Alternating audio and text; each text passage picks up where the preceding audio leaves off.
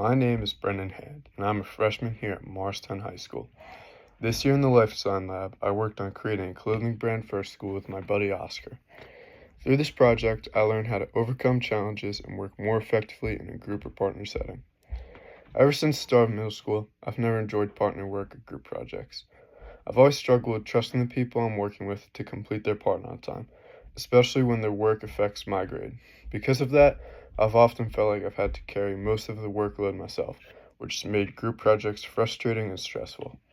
At the beginning of the year, I was working on an independent project focused on creating a solution to solve academic stress among students.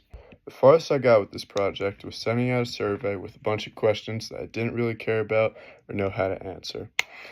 I never really felt a connection to the idea, and eventually I quit.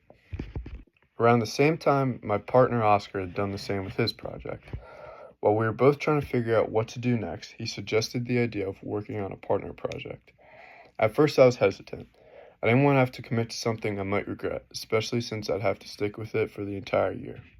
But then he mentioned the idea of creating t-shirts, and I became way more interested. I've always enjoyed art, even though I've never really been good at it. But the big reason for me doing this project was I wanted to step outside of my comfort zone and challenge myself to work with someone else.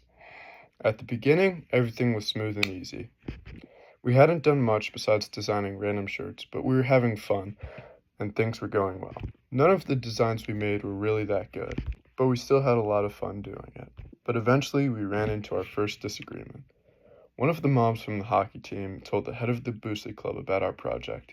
Since they were giving away shirts at games to encourage more students to attend, he reached out and said he'd love for us to create shirts for the playoffs. I was excited. This felt like a real opportunity to make an impact and get our designs out there. I texted Oscar about it, but he didn't seem very interested. I didn't really care though. The next day in class, I had already started working on designs for the playoff shirts, but then Oscar told me he didn't like the idea. I immediately got defensive. I questioned him and said that this is exactly what our project is supposed to be about. But then he explained his perspective. He said our project was meant to be for all students, not just focus on one sport.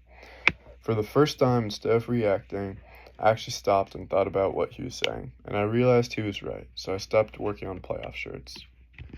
That moment made me realize something very important about myself. I tend to be selfish when working with others. I often assume that my ideas are the best ones and don't take time to truly consider other people's perspectives. That realization was a big turning point for me.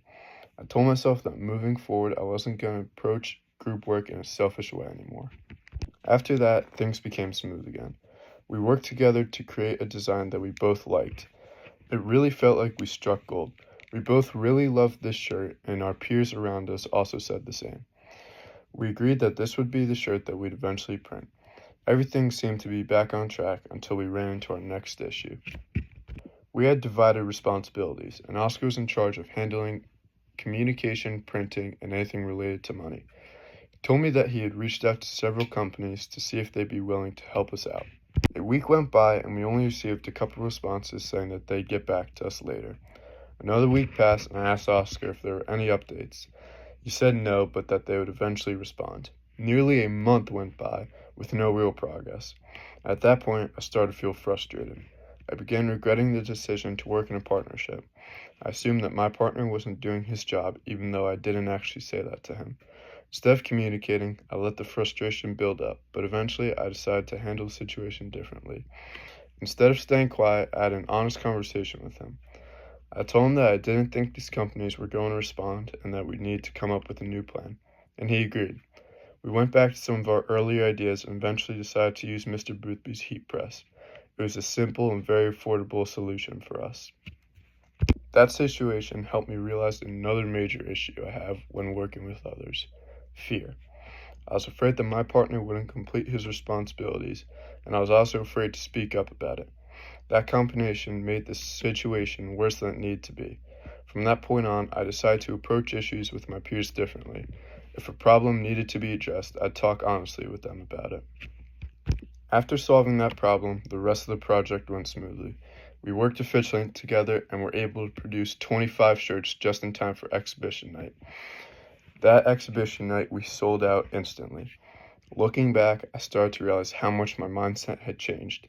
At the beginning of the year, I didn't know how to work effectively with others, and I'm pretty sure that's why I hated it so much. But through this project, I learned that the problem wasn't group work itself, it was how I approached it. My selfishness made it hard for me to accept other people's ideas, and my fear made it hard for me to communicate when something wasn't working.